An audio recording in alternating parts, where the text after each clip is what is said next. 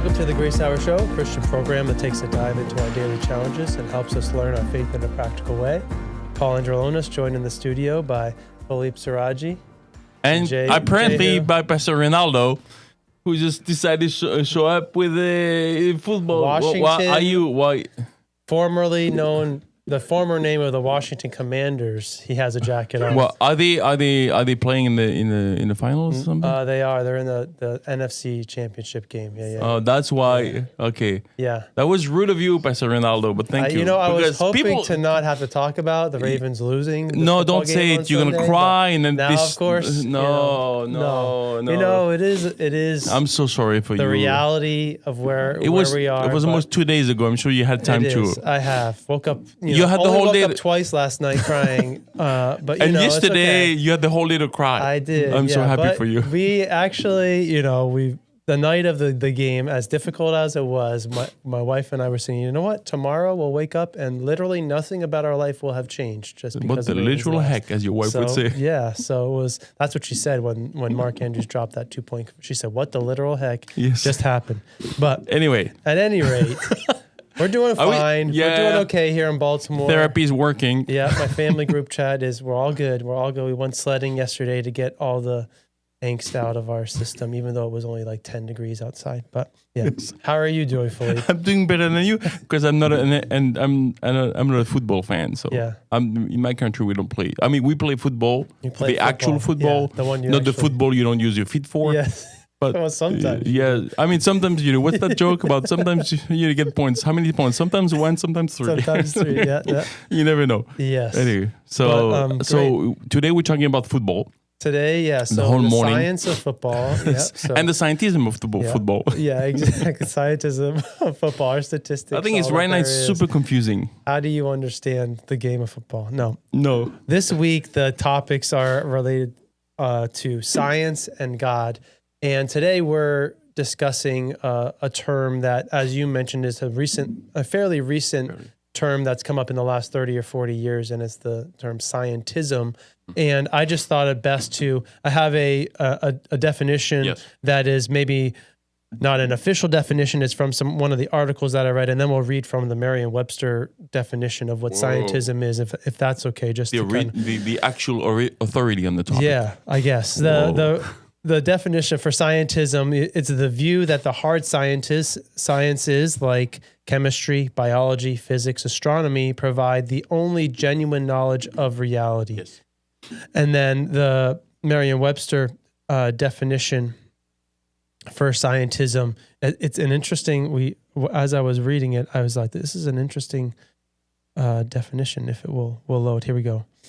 It says... There's 2 definitions. The first one, methods and attitudes typical or attributed to the natural scientist. And then the second one is an exaggerated trust in the efficacy of the methods of natural science applied to all areas of investigation, as in philosophy, the social sciences, and the humanities. So scientism is valuing scientific natural sciences, things that you can experiment, things that you can measure, things that you can explain through the scientific method, greater than things that you cannot explain through the scientific method. Yes. Or things that are maybe subjective or deal with a belief or deal with, in some cases, theological or religious or spiritual types of things. Scientism refutes all those or devalues those things at the expense of the scientific method and things that we can observe. So that's the framework for our conversation, is the scientism idea that science is the ultimate authority on truth and reality. And we're going to discuss the implications that has in the way that we view the world. And then also as believers in Christ and what the Bible says, how does that impact? How are we to relate? And how are we to function in a world where there are a lot of people who, and in some cases, in the school systems and in educational systems, they have pushed this type of scientism idea. How are we meant to live and function in a world and in our culture with that being a belief system, really, that a lot of people have? Yeah, I mean, the real question for us, that's why I think the whole week on God and science is interesting, as we are looking at practical practical ways of thinking our faith in this world. How many times have we heard, "Oh, this is the 21st century. Well, we don't have to believe in God anymore because science explains it all." And I don't know if you heard the expression "God of the gap." It's an idea that says that before we knew science, we filled the gaps of our lack of knowledge with God, try to explain things. Oh, we don't know where we come from. God created us. Oh, this guy just was sick and then he's not. Oh, it's a miracle. And then now we have all these expressions, explanations from science that we don't need God. It was the God of the gap. There's no more gaps. Then let's move on.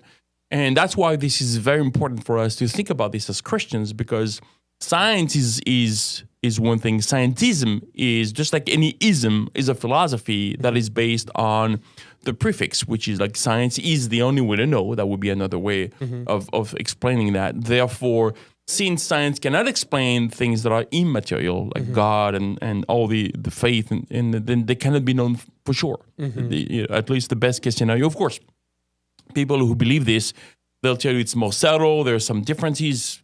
Agreed. Except the point that is interesting for us is that people will say, well, I'm an atheist because I'm a scientist. Okay, well, there's no connection, but they make a connection. And some others will say I'm an agnostic because I'm an atheist. So I don't know. But the very thing I think which is self-defeating is like Immanuel Kant was the philosopher, like a well-known philosopher who kind of established the idea of transcendental argument by trying to save both religion and science by saying there's two different worlds, the phenomenal world that you can observe with science and the noumenal world that you cannot observe with science.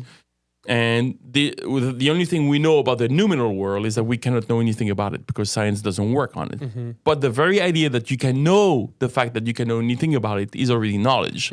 So how did you know that? If science cannot say anything. So it's self-defeating in that way. And though, it sounds like a complicated argument, it's just a point to make, like we as Christians have zero issues with science as long as we understand science to be able to be humbly challenged, right? And scientism prevents that by saying science is the only way to know, and therefore you cannot discuss it at all. And that's why I think this is a valuable conversation today, not to look at science saying, well, these guys are idiots. I would never dare to say that. But on the other hand, I cannot just wave the magic wand by saying there's no presuppositions in science. Sure, yeah. Like in my family, on one side of my family, all my cousins and uncles and aunts actually are all scientists. There's this one chunk of the family. So two of them are professors of mathematics in university. One is a professor of astrophysics in the university. One is a biologist. The other one is what you would call a rocket scientist. Like he builds, engines for the European Space Agency. Wow. So we have all this conversation. It's always interesting to me when they use science as well. Oh God, they have all these theories. And we always go back to the root by showing, well, I had this conversation with my uncle and his son, my cousin. He was a president of University of Mathematics, and his son is a professor at astrophysics in the University of Bern in Switzerland. And we're having this conversation, and my uncle tells me, well, it's one thing you have to understand. There's nothing more objective than science. Everything else is subjective. So he's trying to explain to me the science is the way. I said, I hear you, but let me ask you a question. Like, would you be able to test every theories, or would you only test the theories that seem probable to you? Yeah, that's the first step of science. There you go. There's your subjective idea. Yeah. You are the one deciding what could make or could not make sense. Would you be open to testing philosophically, scientifically, open the idea that God could be the creator of the world? That's out of the... No, I can't, because that's outside the scope of science. That's my point. Yeah. Science is... a presuppositions that science is the only way to know, but that cannot be proven scientifically either. These are all presuppositions that are subjective, decided on a fundamental idea of what I believe the world is, which is my worldview. And that's why these are important questions to discuss in the conversations. Be educated as Christians, knowing that we can enjoy the benefit of science without falling into the trap that science is the only way to know. Yeah. And one example that I give to my students at GGCA when I talk to them is very simple. Do you think science can find out what I have for breakfast this morning? The answer is yes. Yeah. You can just go to my stomach, you can see the content, you can make an analysis. Now, can science know what I had for breakfast on January 4th, 1981? No. No. But is there a way for us to know what I had for breakfast this morning? There's plenty of other ways to know. Mm-hmm. Was it a birthday? Was it a special day? I don't know. I come from France. It's a national celebration. We only eat at breakfast in the morning. Mm-hmm. Was there pictures taken? Was there video? Because yes, there was video back in the day when I was a kid. I'm not that old. Were there black and white. Were there other black and white, no sound? It was a silent film. But were there other people? Do they remember? Yeah. So these are all valid way to investigate truth that are not scientific at all. Mm-hmm. So that's why I think it's important for us to have this idea. Yes to science, absolutely, if it's kept in check. Yes. And absolutely absolute no to scientism because it cannot be sustained as a way to live. Yeah, and I think one of the things you were just mentioning is there's a presupposition that exists when you are asking questions or when you are looking for answers to questions, I think.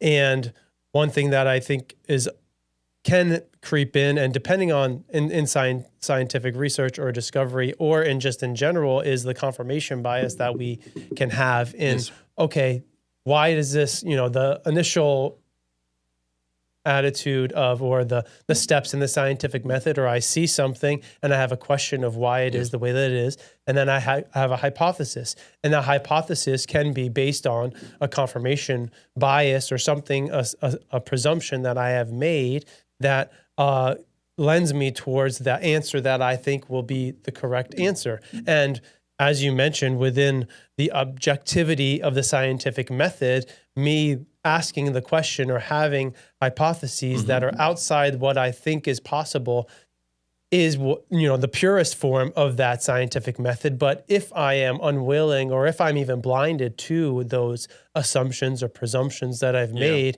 that I am only experimenting with these possibilities based on what I think is going to be the answer, then my confirmation bias comes into play where, I thought this would be the answer and my data is lending towards that answer, so this must be the answer to that question. And maybe we're oversimplifying it in one sense, just because a lot of these discoveries and these advances in science are way bigger than just me thinking this is what's going to happen and following through with it. In a lot of cases, the results are not what I think they're going to be, and I adjust and I change the experiment in order to find out the true answer to those questions. But if as you were mentioning, if my viewpoint and my perspective on what is possible in this situation is limited, then the discoveries are going to be limited as well. And I think to have such a fundamental or absolute view on science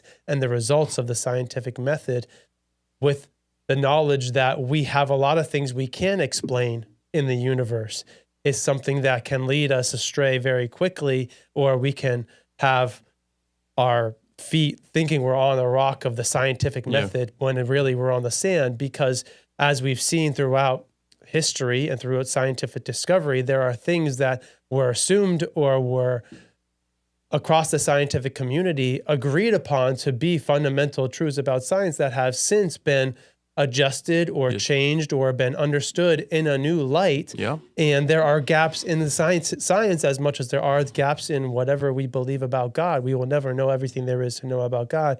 And in science, we have gained a lot of knowledge, but has that knowledge actually benefited us, or has it just made us blind to these other things that are actually as important, if not more important, to our lives that we can't measure, that we can't put our finger on necessarily, but they are as true as some of these things that we can put our finger on. So I think that confirmation bias can creep in to some of these huge questions that we have related to our lives, but then also the absoluteness of science being the foundation for my life, given that science is something that is ever changing, is something that is being advanced day by day, week by week, as new things happen, as new technology is discovered, as new other discoveries are made. Science is always changing. So how can it be absolute when things are changing all the time with it, Yeah, I think it's interesting is, so again, like just to make sure if you just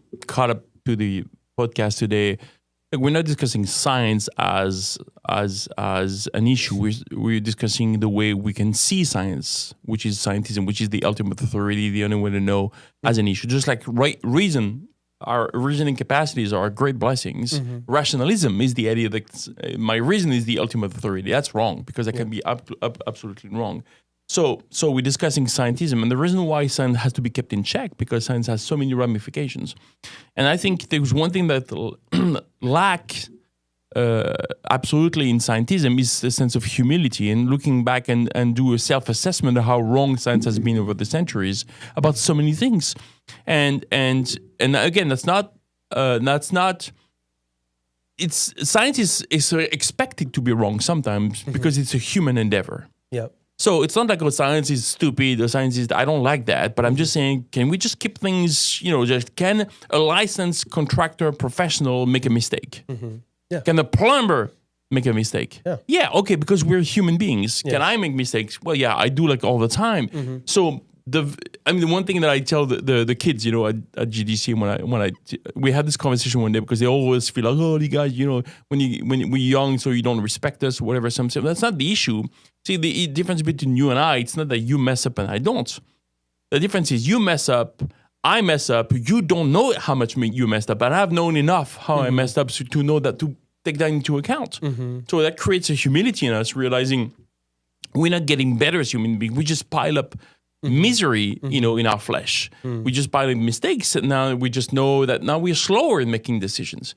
So that's where I think science should be. So we cannot go from centuries of mistakes that happened, which is completely to be expected, to scientism all of a sudden. Yeah. And the very idea that it strengthens, that's what I want to say, the confirmation bias we're talking about, with the idea, like, it's a, and the other thing is also, like, science, the way it's progressed the last 100 years is mostly because of military advancements. So we develop military devices or science, and then we use it for the general, like lasers, all these things. So it's always motivated that the roots of our discoveries is something evil, which is, how can I beat my enemies? Yeah. So that it has to be taken into account. And also we realize that if science is not kept in check, like if we believe in scientism, then we end up with the science of the gap instead of the God of the gap.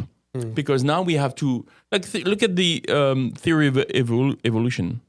It just doesn't work in many, many ways. But then every time I make an assumption, then I build on this assumption that it hasn't been proven, and I'm adding to my assumptions by saying, well, you see, it fits the theory, but theory hasn't been proven without the assumption yet. Yeah. So of course, if I come up like, okay, so I don't know, I don't know if you like the novels like maybe Lord of the Rings or Narnia. What I like about the great writers when they write novels is that they are super coherent. That's what makes, when you look at the movie and there's a mishap, this guy, I don't know, the Pirates of the Caribbean, there's one of the guy has his watch, on the set, so we can see that. Oh, that kind of ruins the scene. Sure. But the point is, when you like a good book and you don't find any narrative mistakes, it's amazing. Yeah. But that's the point. It's the beauty of the story is it's completely coherent with itself, but the story is a fiction. And it's the same with scientism. You can build up a good theory that holds by itself, but is the foundation, solid in itself. And people might think, oh, science are only objective, and I'm going to read something that I read years ago was written by Richard Lewontin, who is a Harvard biologist. I think it's in the New York Times Book of Reviews. It's one of the book that Carl Sagan wrote. I think it's the mid-90s. I have all the references somewhere. This is what it says. I'm gonna read it and I'm gonna break it down, and you and I maybe could talk about this. Of course, yeah. So, our willingness to accept scientific claims that are against common sense is the key to an understanding of the real struggle between science and the supernatural. So basically, what he says, the reason why there is a conflict between science and God is because we have to accept, like, there will be a continuing conflict as long as we accept that we have some of our theories are counterintuitive. Okay, they don't make any sense. That's pretty amazing. So we take the side of science, even though, like, your theory is, let's say you're the Christian, I'm the scientist. Even though your theory makes more sense than mine, I'm going to stick with the side of science, regardless. Because it's science. Because it's science, exactly. and because I'm committed to something else. Yes. So there's no objectivity in that, so that's what he says. So We take the side of science in spite of the patent absurdity of some of its constructs. Some of my ideas are stupid. I'd rather have my stupid ideas than yours that are not stupid because you're religious and I'm not. Okay, so in spite of its failure to fulfill many of its extravagant promises of health and life, so it didn't work, in spite of the tolerance of the scientific community for unsubstantiated just so stories. So it's basically saying in science, we have a lot of stories that are stories. We call theories, but they are not. They are unsubstantiated. They are not proven, right? So, for unsubstantiated just so stories, because we have a prior commitment to materialism. So basically, what Richard Wanton is saying is that materialism is a philosophy. So I don't believe there's anything beyond matter and energy. God does not exist. If my theories could come close to adjusting the fact that maybe there has to be more, I have to reject it because I'm committed already. So basically what he's saying is, as an atheist, he can't be open to any other philosophy than his. Therefore, his scientific endeavor will have to show that. That is the very epitome of scientism. None of your theories can come anywhere close to anything outside of materialism. And if it has any sense of logic, I can't use it because I have my commitment. That's pretty amazing. So, commitment to it is not that the methods of institutions of science, so the universities and the scientific method, somehow compel us to accept the material explanation. Like we have no proof for materialism. We have zero proof for materialism. Right? That's the point. It's not like we are compelled by science. It's a prior commitment to accept material explanation of the phenomenal world. On the contrary, like we are forced by our a priori adherence. Like my presuppositions that materialism is true, right? We are forced by our prior adherence to material causes to create an apparatus of instigation. So labs and stuff, and a sets of concepts that produce material explanations. Like if my worldview as an atheist is challenged by your worldview as a Christian, I'm going to come up with things so I don't have to believe you. That's what he says. I'm going to come up with a paradox of instigation. I'm going to come up with stuff that allows me to reject your worldview. That's amazing when you think about this. The guy is writing this as a book review on Carl Sagan, urging scientists to stick with the program. That is pretty amazing, right? Wow. So, and then he goes on, no matter how counterintuitive, no matter how mystifying to the uninitiated. So you're dumb because you're the scientist. You want to understand it's normal. Trust us. So moreover, the materialism is absolute. And then they say, we cannot allow a divine foot in the door. That, my friend, is mind-blowing. When I tell people of scientism, you're exaggerated. This is one of the quotes that I have in my, in my notes. But that's what I'm talking about. And of course, Richard Wanton, he's one guy. But the fact that he's able to write this, in a book review about Carl Sagan, in a prominent paper, is so interesting to me that he has actually saying, guys, we're going to stick with the program over here. So when science and scientism, so when science is not enough, let's resort to scientism. That's what he says. So when science brings us back to God, let's go to scientism. And argue simply, well, none of what you believe outside of matter and energy can be proven because science is the only way to know. Therefore, I have to reject your theories. And that's what we have to contend with as Christians. And I think this is why apologetics, and also this is why understanding this conversation this week and today in particular is very important for us as Christians. Yeah, wow. That's like such a loaded quote and something to really think about when you're having conversations with people that are so considering science as the framework and the absolute, or materialism, as you were saying, in their worldview and in their life and the way that they live their life. That idea that if something challenges materialism, you cannot pursue it because it would contradict your foundational worldview. Yeah. That's like kind of, even if it makes sense, even if there's common sense associated with, or it's something that could be a potential explanation for something. That's such a, the hamstringing of your worldview and of your life, because the question, I guess, that would arise, or the number of questions that would arise as a result of you removing that foundation of materialism is too vast or too world shattering, or flipping your entire way that you have lived your life or understand the universe on its head is something that we're unwilling to do.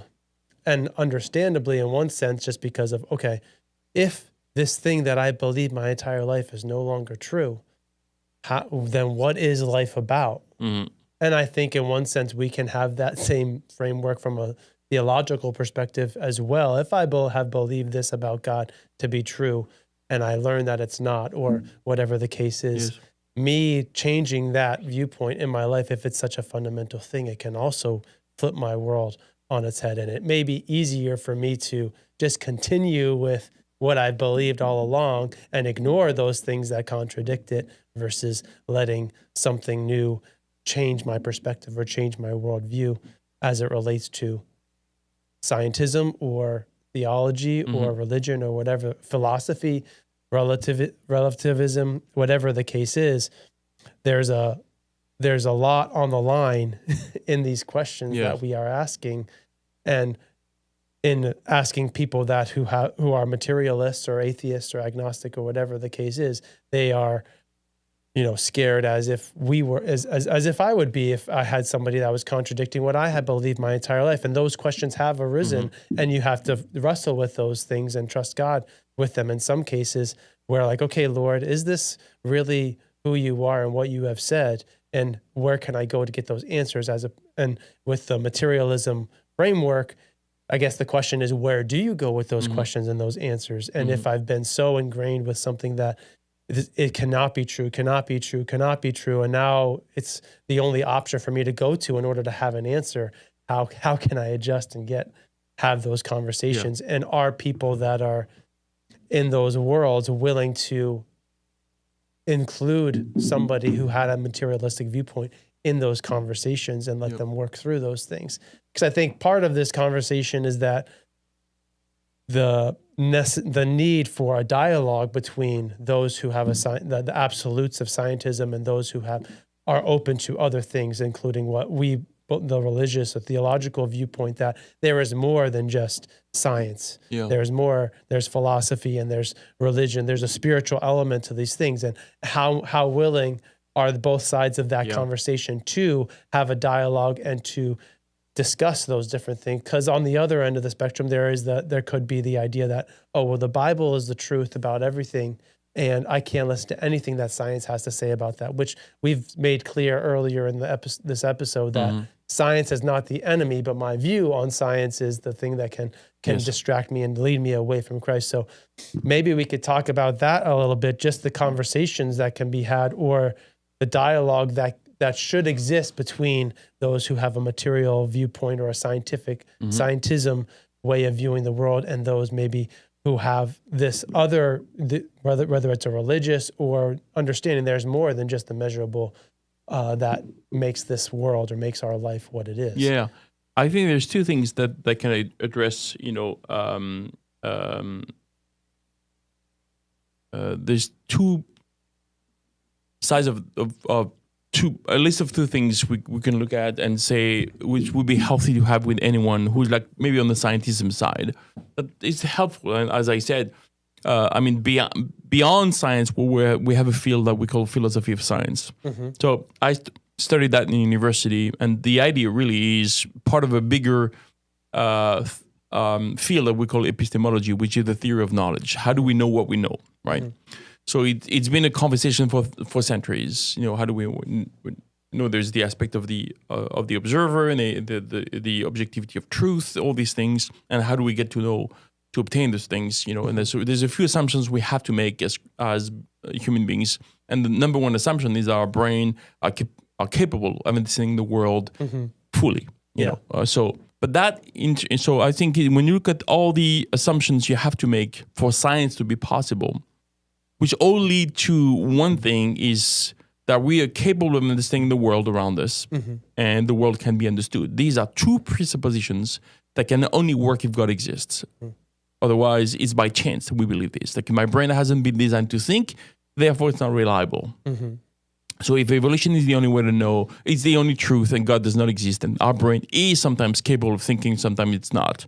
So none of what I know can be known for sure at all time. And the world around us is to be understood.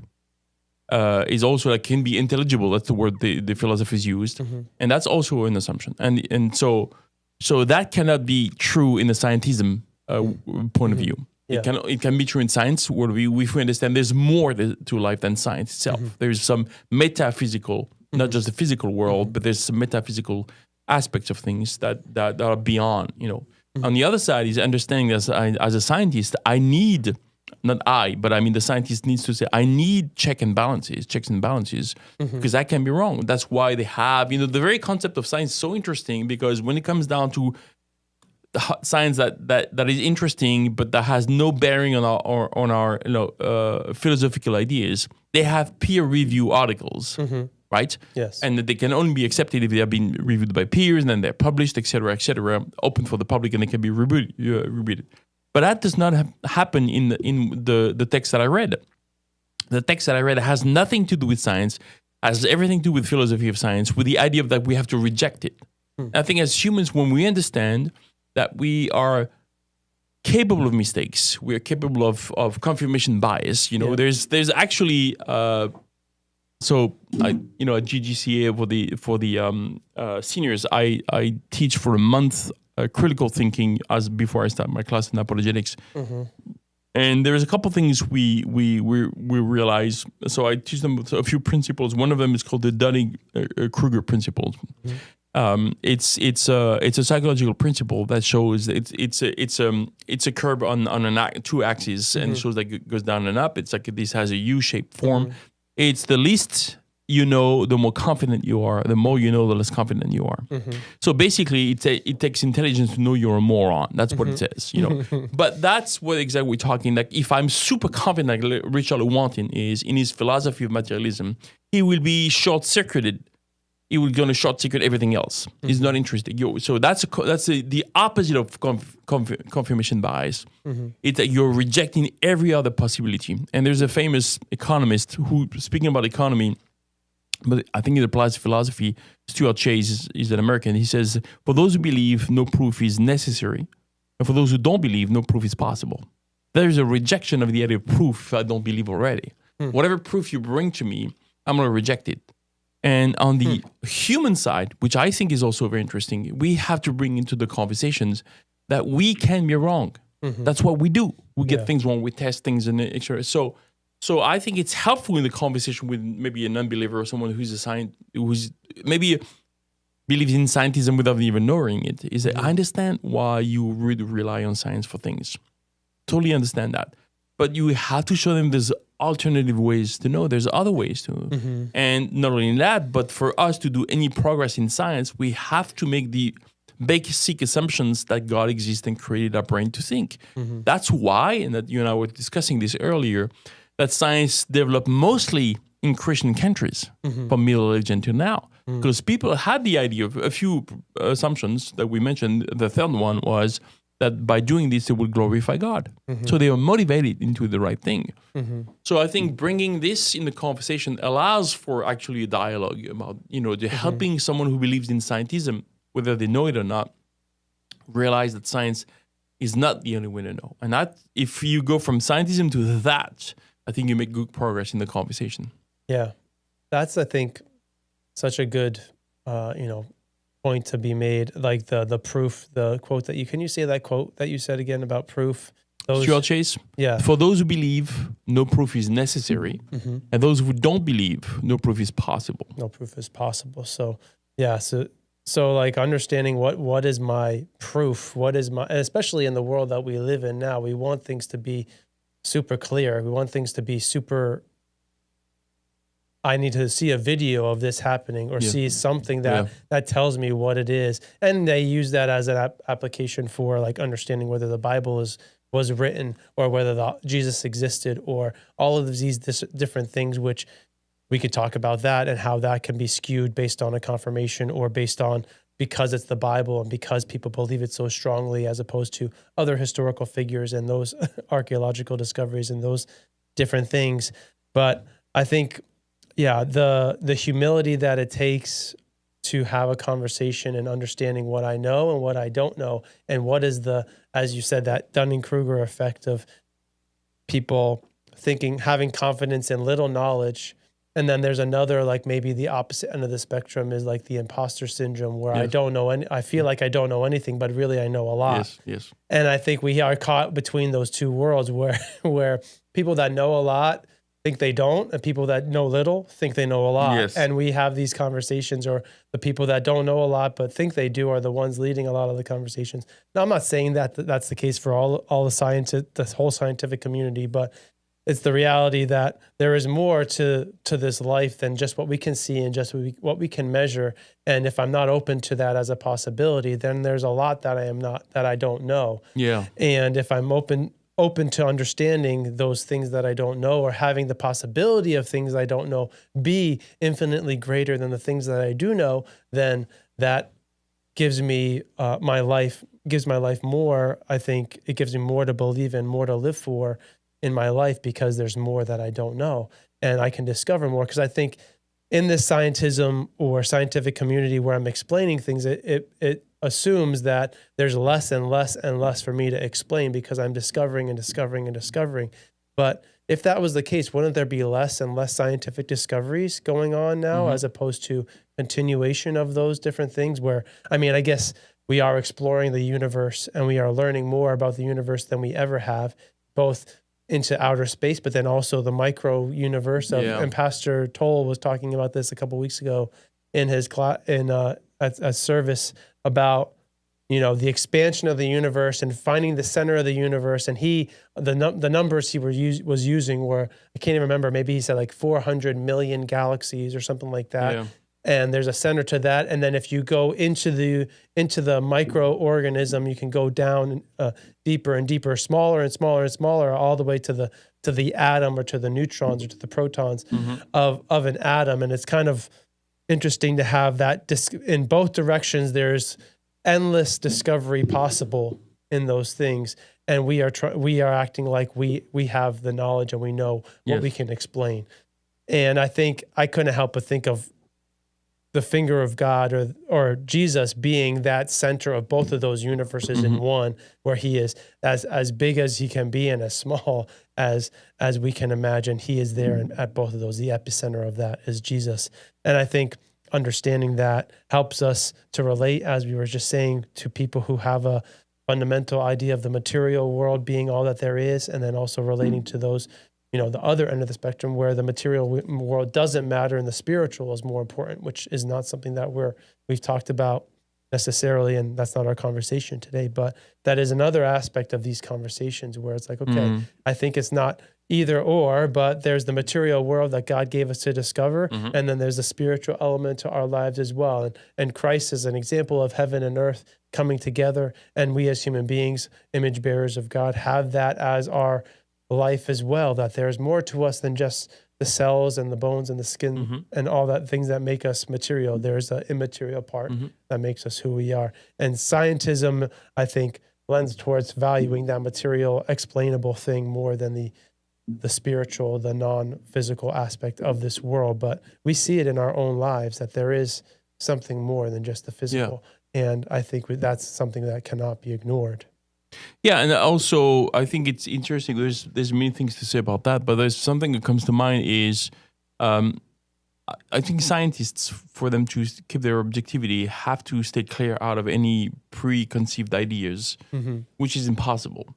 So there's a big subjective side to how we do science and how we do everything, and I think we can hear that into the quote that we read earlier by Richard Lewontin, is that, I have an understanding, I have a worldview, that's the way I view the world, which is, which is the way I view the universe myself, and, ethics and all these things, that's my worldview. And if I stick to this, any challenges that will come to this, that will have to be rejected. And I think it used and made that clear earlier, same thing for us as Christians. Sometimes we don't have the objectivity, and I think one of the weaknesses that I see with young people is they don't do the work. They don't do the legwork to build their own convictions. They just listen to us okay, fine, whatever, and then they move on. They get challenged when they go to university and they leave the faith because they have not done the legwork. And so one thing that I did say to, and Jehu was one of my students a few years ago, and I told them, guys, you have to understand that the reason why you've been told what to believe until now, I want you to know why you believe what you believe. Yeah. And that's one. So I think it's okay for, like, there's this guy Ray Comfort, he has a ministry, Living Waters ministry. He went to University of Berkeley, California, on the science hall and asking questions to students and professors alike, and asking them, are they atheists? And at the beginning of the year, they will say, of course I am. Of course, I'm a scientist. Like, it goes together. And he's challenging them. You can see as he interviews maybe like 15 people, you can see how he challenges their worldview, their assumption, like being a scientist equates being an atheist. And by showing them that first, they don't have all the answers in science that allow them to be an atheist. And I think this is one thing we can understand. Read J.K. Chesterton, one of my favorite writers. He used to say like atheism is the most daring of all dogmas because it's an absolute negative. Yeah, it's a universal negative, which is like, okay, how do you know? And Stephen Hawking, who used to be like an agnostic at the end of his life, he basically said he was an atheist. At least that's how he's reported to be. But he doesn't see any room for God in the universe. What the heck, man? You live in one speck, a little tiny blue speck that we can barely see if we go to the edge of our solar system. And you tell me for a fact that there is no room for God in the universe. First, you're making a philosophical error, which is massive, which is you assume that God has to be material to fit in the universe. God is not material. He can't and he won't. And he wouldn't even relate to the universe in a way that he would be observable. But on the other hand, it's like how I don't know how proud I can be to make that assumption that I don't see God, therefore he does not exist.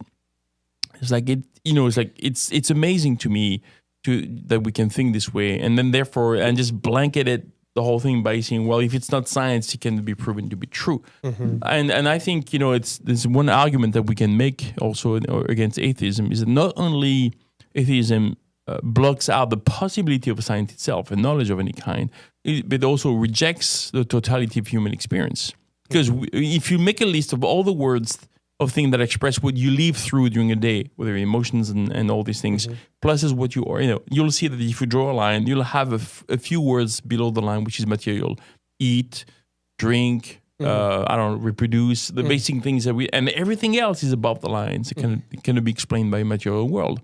Love and hate and relationships and feelings and depression and happiness, all these things. And this so basically you're denying the vast majority of human experience. You see, everything is material, and all these feelings we have has to be accounted for in the natural world. But if it's true, that means that we are wired to think and be a certain way, so we wouldn't be responsible for anything we do. So if I do a road rage and kill someone with my gun in the car, then I shouldn't go to jail because I'm wired to be this way. That's a material world. But then we leave we reject anything that is human to be fit into a material pre-wired biological survival mode, but we still live in a society that thinks differently because we do put people in jail for their but there shouldn't be any free will, but there is. So we are living in a world where we reject reality, but we live in reality by borrowing Christian principle. It's amazing to me. And that's opening up another whole layer of conversation, because you could say, like, why does it matter if someone believes scientism versus not believing scientism or atheism or any other philosophy or something like that, because of the implications that it has, like you just said. Like, okay, if you believe that, okay, this is what you say the world is, but in reality, your actual experience is not the thing that you believe. You're not just a subject of the neurological signals being sent from here to there. There's something more. There's something beyond that, which maybe you don't believe that there is, but in your life and in the way that you live your life, there is that layer to it. And I think on top of that, I just lost my train of thought all of a sudden. We have Oh yeah. So why does it matter? Like, because of the implications it can have in the other decisions that I make and in the way that I live my life. Like if I believe that science is the only measurable thing, then it can impact the way that I view the natural universe, or the way that I view humanity. Really is like, we talked about this before we started recording. Like if somebody is being kept alive, they have passed away, they are brain dead, and they're being kept alive by machines. And it's just that this is possible that they are alive, technically, biologically, they are alive, but they're not with us. Like we have these additional considerations that we need to make because of the scientific developments and technologies that we have created, that now, okay, is this person alive or not? Well, the science says that they are, but in reality, are they? And then on the other end of the spectrum, we have the beginning of life, where we now are saying, okay, but from biological standpoints, this is a living thing, but it is not a human being. Okay, well, how do we know or confirm that it is a human being? Because if science says it's alive and it has potential to be a human being, does that mean it's a human being? And now we have to have a consideration. And we say, well, the science says that it's not a human being, but actually the science saying it is a human being because it's made up of human cells. So which one is it? So now we have these questions that we have to ask, and that's just two ends of the spectrum of human life but then we have also these other implications that are science-based, questions or considerations that we have to make now that we've had these advances, but their advances are based on an assumption or a presumption about the way that the world is, but it has more of an impact in society, in the way that we live our life, than just in a vacuum making those decisions. And I'm making a decision and a belief for myself, but it does have further implications for the way that the world is and for how I'm going to live in this world. So it does matter what I believe, because it impacts the way that I function as a human being and the way that I live my life. And doing the work to know what that is and what I believe and why I believe what I believe is something that, as you alluded to earlier when teaching the students at GGCA, doing that work is something that could cause disruption in my worldview. But the end of that, the other side of that disruption, can be a beautiful thing where I can have a worldview that is fulfilling and purposeful, and not just something I believe because somebody told me that I could believe it. And I think the funny thing is, in the scientific community, if you do that, it's good. Just believe what the science says. Don't question it. Don't change it. But if you do that in a religious worldview or upbringing, it's bad. Are you kidding me? You just believe everything that everybody else says? Yeah. That what you've been taught and what you've grown up in thousands of years of development. What are you thinking? You need to be like a scientist and question everything. It's like, okay, but wait a minute. Yeah. Is that really the challenge? Or is that really the reality of the situation we are in?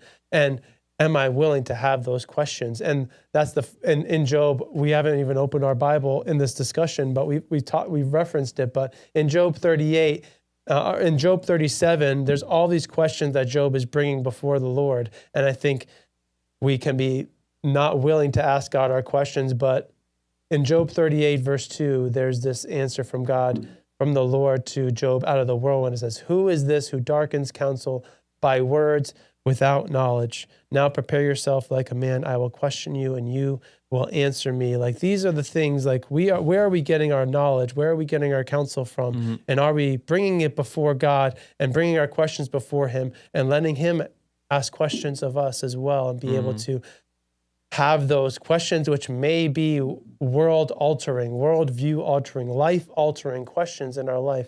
And am I willing to bring them before God in order to allow him to do a work in me, or allow me to ask those questions, at least just ask those questions in order to find the answers, knowing that it may disrupt, knowing that it may change something about me, and maybe that's something that needs to happen. Amen. Amen. A great way to finish. I think. Well, thanks for joining us today, listening wherever you're listening, YouTube, Spotify. Make sure you like and subscribe, and be sure to check out the rest of the episodes this week as we talk about God and science. Amen.